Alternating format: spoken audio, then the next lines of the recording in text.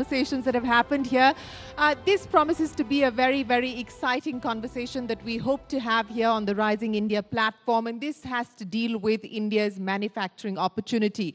Whether we talk about supply chain diversification, we talk about geopolitical risks, we talk about the need to build resilience across supply chains, the opportunity for India at this point in time is something that everyone is talking about. The companies that will be here with me on the Rising India stage today have already placed their bets on India, are long-term investors, committed investors in India. But the question now is, how do we grow the share of manufacturing to GDP from the 15 to 16% where we have been sort of stuck at over the past decade or so to 25%, which was the aspiration and the hope that we get to that number by 2030. What has changed, but more importantly, what more needs to be done to ensure that we can truly capitalize on India's manufacturing moment? Joining me today to discuss what the road ahead looks like for the manufacturing opportunity in India, please welcome Salil Gupte, the president of Boeing India. Ladies and gentlemen, a big round of applause. Also with us, Sanjeev Sharma, the CEO and managing director of ABB India. Joining us here platform, Sunil Vachani, chairman of Dixon Technologies, one of India's largest homegrown consumer durable companies, and Santosh Iyer, the managing director and CEO of Mercedes-Benz India. Salil right here, Sanjeev right there. Keep the applause going, ladies and gentlemen. We still have Santosh and Salil Vachani walking up on stage. Gentlemen, thank you so much for joining us here. Please take a seat. Appreciate you being here today. I want to start by asking each one of you, as we frame the debate this morning, India's manufacturing moment now or never, and Salil, I'll start by asking you about it.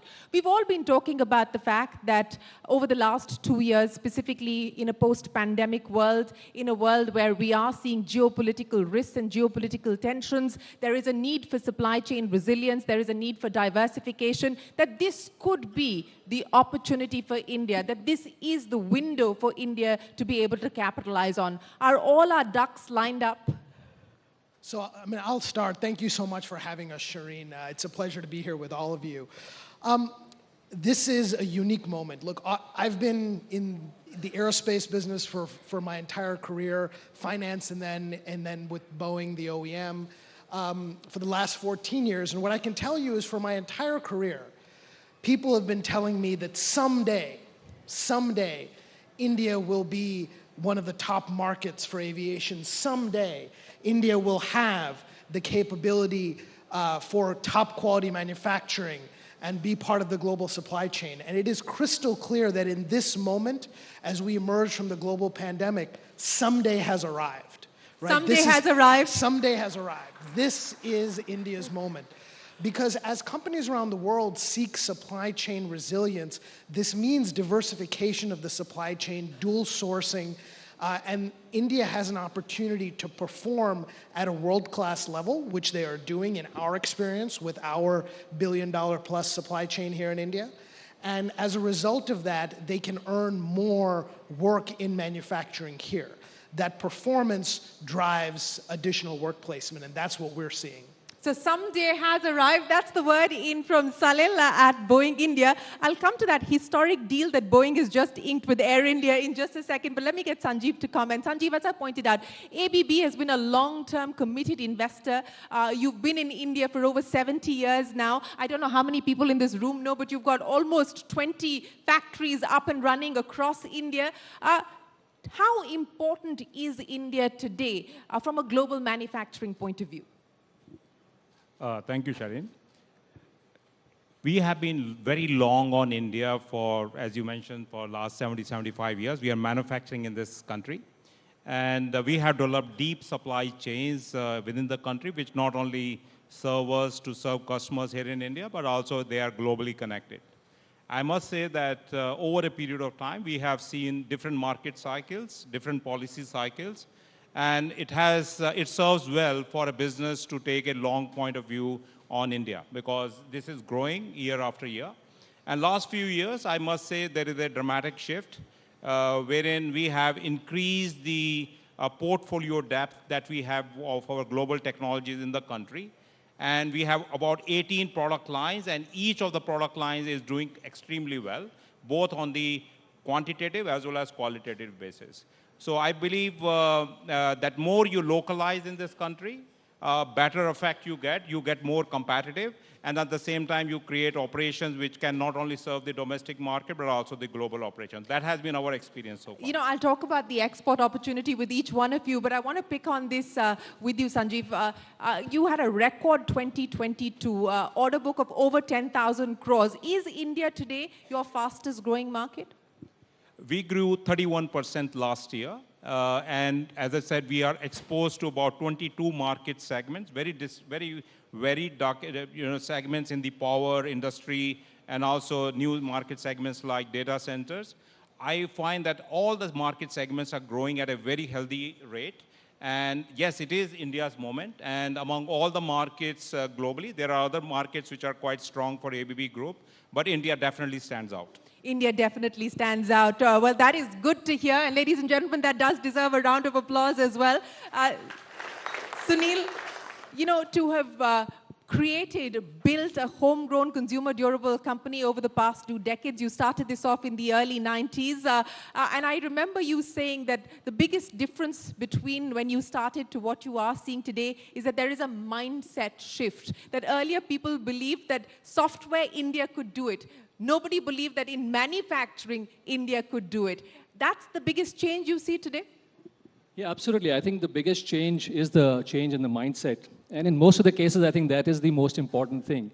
So I remember maybe about 20 years back, I used to go and meet various bureaucrats and discuss with them that, we want to make India the next hub for manufacturing of the world.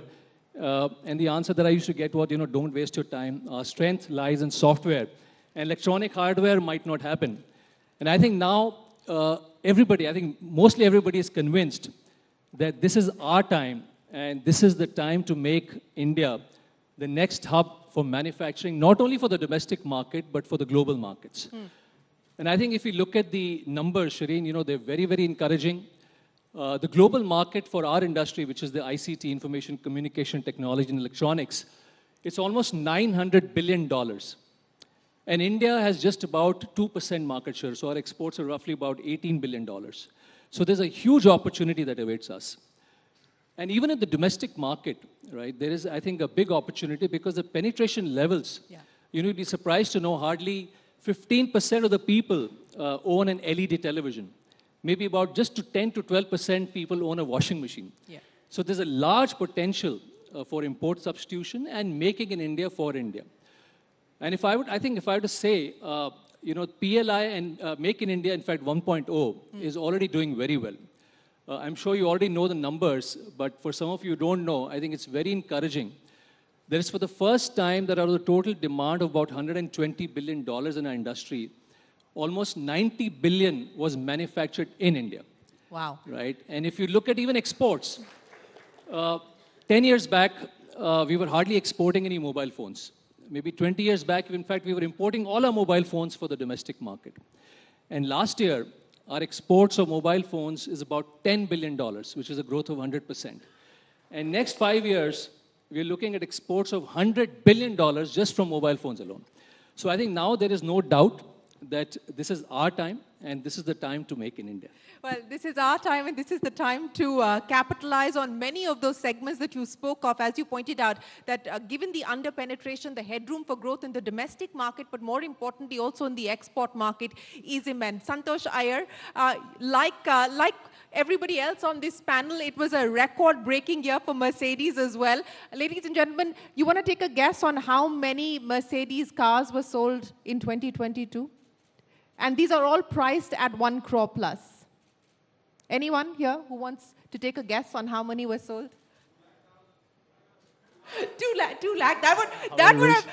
Santosh would be on a different planet if it were 2 lakh cars. Okay, Santosh Iyer, how many cars did you sell over 1 crore? Well, last year we did more than 16,000 cars. It was the best ever year. And thank you. And 22% of these cars were more than 1 crore of rupees, which was never happened. And pre-COVID, this used to be around 10 to 12%. So almost 70-odd% growth on cars more than 1 crore. So the structure of the market, we see a completely different market with this change. But as we pointed out, there is severe underpenetration, and of course, taxation continues to be an issue that industry has been battling against. But that apart, when we are talking about the export opportunity as well as trying to cater to domestic demand, are you adding capacity at this point in time? What kind of incremental investments are we looking at? And how important is India from an export opportunity perspective? Yeah, in Mercedes-Benz, we have something, India is always seen with a word called strategic patience. We have been in India strategic patience. Yeah, we have been in India for 28 years now. We were the first to set up manufacturing, and now we were the first to also start local EV production in India, in the luxury car space. So this strategic patience now, I think we all feel the time has come. The time has come for this patience to start now delivering. We have a capacity of 20,000 cars now going up to 40,000. We are investing. And apart from what we do on manufacturing, we also have a big R&D hub in Bangalore. We are employing more than 6,000 people there. And they work not only on engineering side, but they also work on software and also digitalization side. So there's a lot happening. And we are quite proud to say that any Mercedes in the world has an India in it. Because there is an Indian engineer which has worked on some development, some patent creation, and we are already contributing to the global ecosystem. Well, it may not have an India-made component yet, but it certainly does have Indian design sensibilities, development capabilities as part of the product. But Saleh, let's talk about the export opportunity, and let's also address the issue of how strategic patience is finally starting to deliver for companies like Boeing as well, long-term committed investor here in India. From a design perspective, from a capabilities perspective, and a manufacturing perspective, explain to me what the next 5 years look like for you. So what we've done, the next 5 years is going to be continuing to accelerate the trajectory that we've been on. So let me start on the engineering and manufacturing side. So over the last really 7 or 8 years, we've ramped up, we've taken a stepwise approach to increasing manufacturing here. From simple assemblies to more complex assemblies to large-scale aerostructures like the Apache helicopter, the world's leading attack helicopter. Those start their lives in Hyderabad today. Not just for the Indian Air Force, but for the US Army as well. So we've gone from there, we've worked with our partners here in India on things that are made using complex composite materials. That trajectory will continue to grow as we move into more complex systems. But one of India's talents that was raised earlier in the engineering is going to come into play there. Because many people think of engineering and manufacturing as separate, but they're actually joint at the hip. Because in the next 5 to 10 years, as airplanes continue to grow more complex, as airplanes continue to drive sustainability and advanced technologies and all of that, you're going to need partners who can help you with both the engineering and the manufacturing and build to specifications.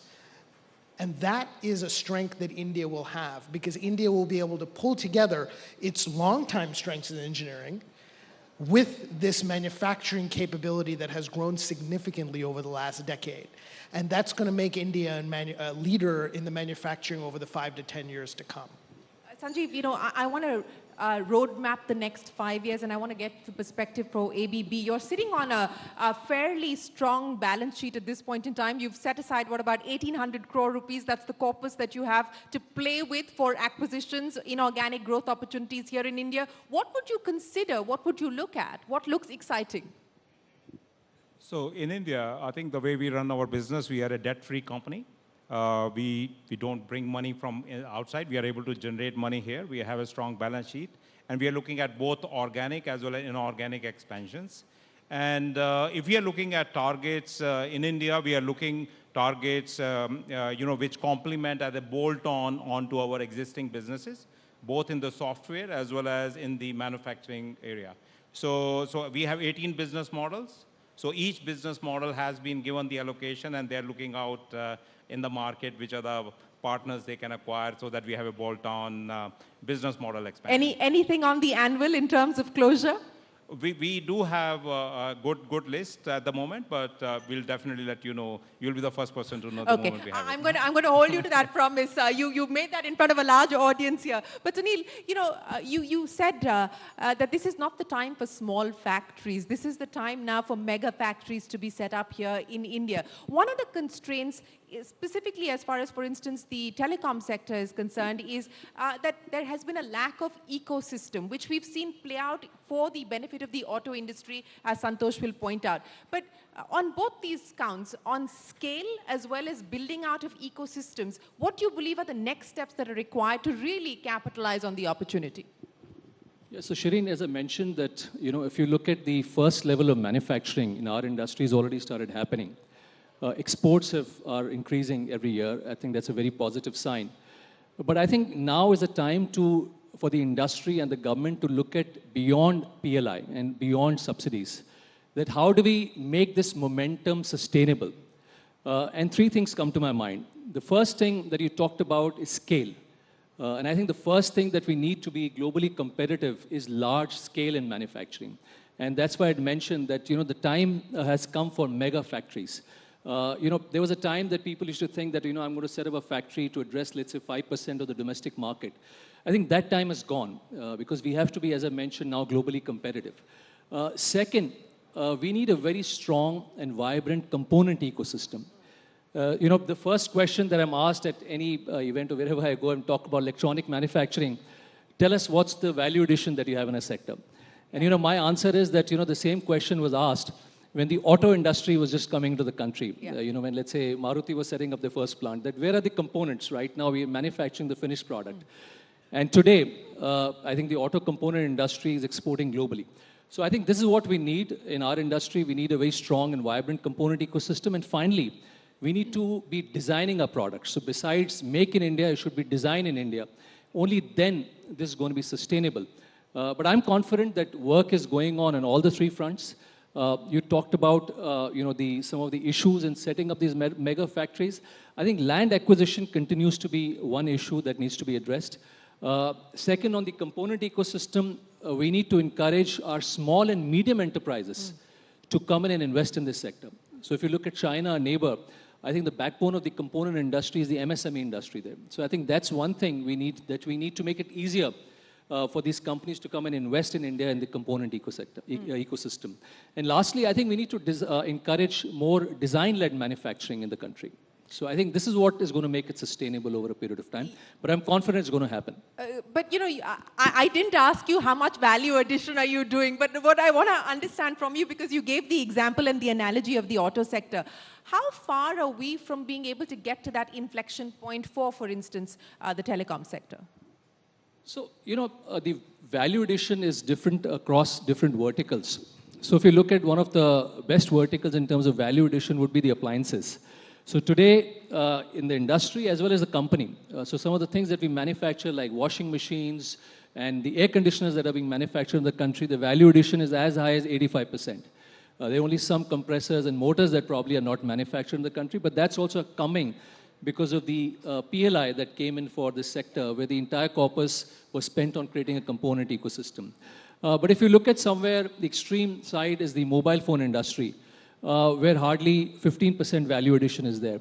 But whenever someone talks to me about that, I'd like to remind them that in China, even today, all the microprocessors that go into a mobile phone, anywhere, come from Korea, South Korea, Japan, or Taiwan, right? China still doesn't manufacture any of these microprocessors.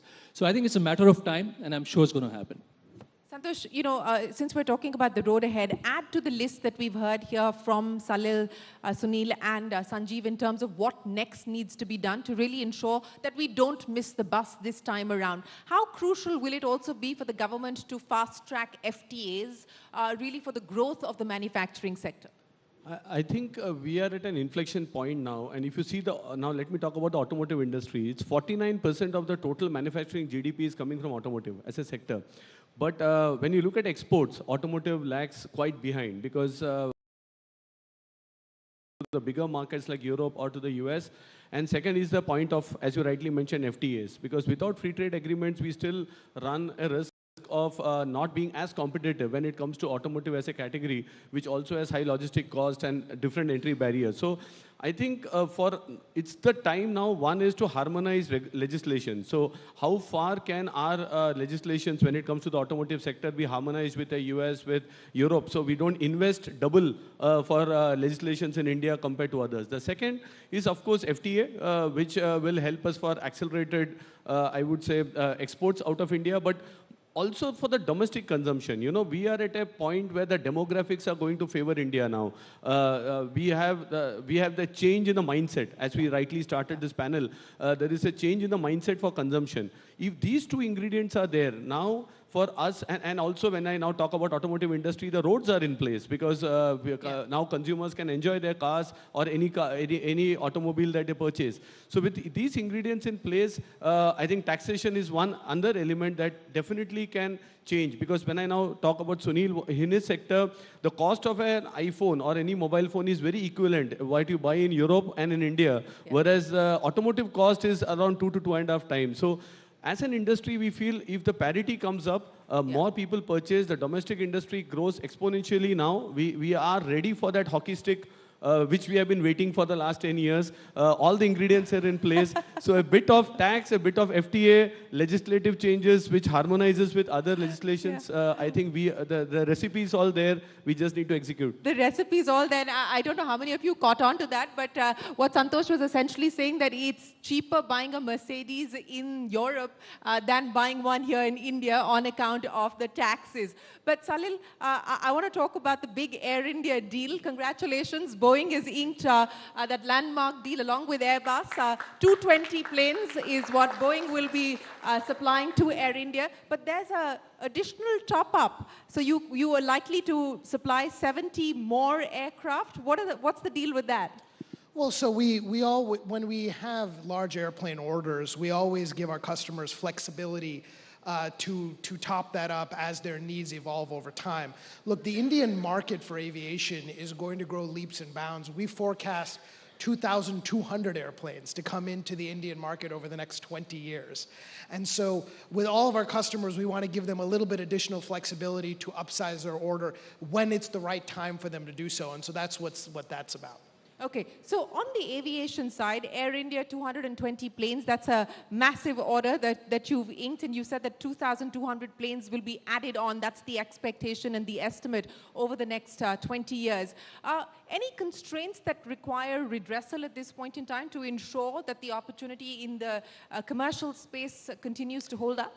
Yeah, so I think the first thing that we as an airplane OEM do is we're only successful when our customers are successful, right? So some of the things that we've announced over the past few weeks after the announcement of that deal is, of course, the logistics center to make sure we have parts here in India, the customer support center to make sure our customers can receive the technical support they need from the region as opposed to having to call, Seattle or California all the time. Those are the kinds of things that we do to further buttress the world-class technical people that we've had on the ground here for years. But from a standpoint of the overall market growth, I think everyone will say it's maximizing the growth of infrastructure here, because what's going to happen, we had 140 million air transport passengers per year before COVID, and now we're getting back to that figure and surpassing that figure. If you look at airport infrastructure, it's not too far above that number already in terms of what it can handle. And so that's why the government's initiative to double the number of airports and aerodromes is critical to enabling the delivery of those 2,200 airplanes over the next 20 years. And in addition to building the physical infrastructure, we have to optimize how we use the airspace, how we integrate it with defense, how we integrate it with drones and UAVs, the unmanned vehicles that are going to be coming up, and make the most of the infrastructure we have. It's only if we do that that we will be able to actually take those airplanes that we expect to come in. Absolutely. Sanjeev, a large part of the growth has essentially been driven by the government spending on CapEx, and we've seen that happen especially over the last few years. The expectation and the hope is that the private sector will start to invest as well, and private CapEx will pick up. That is a point of concern. What are the other concerns you think that need to be addressed to ensure we don't lose momentum? Well, definitely. The infrastructure spend by the government has a good rolling effect in both in the private sector and the contracting industry, and we do enjoy a lot of orders coming from different market segments. Now, with respect to further expansion, and especially since we are talking about manufacturing, I would say that we will be served well. I think if we deepen the supply chains of components in the country. So, of course, we are, the motherhead plants wherein we integrate a lot of technologies, but I think equal attention should be paid for what comes to those plants to be manufactured and integrated by large players like us, wherein, we should look into those focus and incentivize these global supply chain partners to base themselves here. We will do our bit, we will invite them, and they will also come, but I think a special scheme in that area will accelerate the deepening of the supply chain. That will bring the cost down for the customer, as well as it allows the expansion of the market. So much more focused approach on the component side, which is what Sunil was also talking about. That's the expectation that you have. That's right. Sunil, what's the aspiration now? It's from the last 20 years to where you are today, you've managed to build a 10,000 plus crore rupee company at this point in time. What's the target that you've set for yourself over the next few years? Well, normally I do not set targets in terms of numbers because I think you're restricting yourself whenever you do that. But the vision is now that we want to be in the top 5 EMS companies globally, which would mean setting up large capacities, world-class infrastructure, and focusing on efficiencies and Industry 4.0 processes and huge scale over a period of time. And I'm confident the way India is going, the kind of policies that we have in place, I think it's just a matter of time that India becomes the next hub for manufacturing, and Dixon is there in the top 5 companies globally. Well, we wish you the very best of luck with that aspiration. But what about brands made in India for the world? How far are we from that? Yeah, I think I remember reading an article recently, an editorial that which can be known as global brand, right? Yeah. Where are those brands and how are they going to come about? But I think if you look at the history of brands which came out of, let's say, countries like South Korea and Japan, these brands initially focused on being the brand behind the brand, which is being an electronic manufacturing as a service, right? And I talk about large brands, which you see now in India, the Korean brands and the Japanese brands. So what they did was, they focused on building a large scale, then they focused on designing their own products, and then putting that money behind the brand. So I think we are at that stage now that we see a lot of companies now coming out in the EMS space. It's also encouraging that the financial sector has taken note of that. Last, I think 2 years, there have been 5 IPOs which have come in our sector. Yeah. So that scale is being created, that money is being spent on a component ecosystem, that money is being spent on design-led manufacturing. So I'm very confident that a few Indian brands are going to rise in our sector, which are going to be global in times to come. And I think we see some brands already have that aspirations, but I think some of the mistakes that were made, if we look at, let's say, 15 years back, we had great brands, but probably they did not really invest too much into their own design in the ecosystem, which led to the downfall. But I'm sure now we've learned from our mistakes. Those mistakes are not going to be repeated. And very soon, we'll have Indian global brands. Very soon, we'll have Indian global brands, and hopefully, course correction that has been made, investment in R&D and IP will have to be part of that. Santosh, India today, one of the fastest growing markets, or is in fact the fastest growing market for Mercedes? Yeah, it's the fastest growing market for Mercedes. Last year and this year, again, we expect double-digit growth. And how many launches do you have lined up for 2023? 10 launches this year. And on the electric mobility side, how big of that is going to be a play here in India? Well, we were the first to launch a luxury EV in India, locally produce it. So we are fully committed on the localization of EVs for this market. We feel the consumers are ready for electric vehicles. It's about what kind of suitable products we can give to the market. We are committed to launch another 4 EVs in the next 12 to 18 months in India. Okay, so 10 launches expected. Salil, I'm going to get wrap-up comments from each one of you. Let me start by asking you, in terms of sourcing from India for Boeing globally, that has been on an upward trajectory. Where do you see that over the next 5 years? So I think, we're over 8,000 crores today. We don't have a number in target. What we have is a capability target, right? And that capability is both what we're doing and how we're doing it. I've already talked about what we're doing in terms of taking it up the value curve, but equally important is how we're doing it. And for example, that means continuing to skill the folks that are doing our work here, and that includes focusing on diversity. We have a factory in Pune with one of our partners where we have an assembly line for electrical components, which is 100% women. And it's just done to prove the point that that is possible. And it's things like that that we'll continue to do here.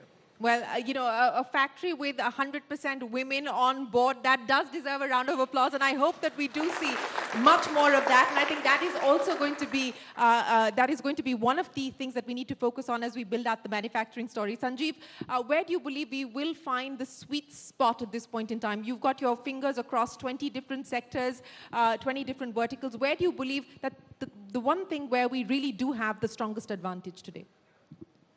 Well, in country, as I said, all the market segments are expanding. And since the sophistication of demand in the market is high and the consumers are asking for a high quality products, so that is deepening the supply chains. And with that, our operations are also getting more sophisticated, more automated. So that becomes kind of a world-class operation by standards.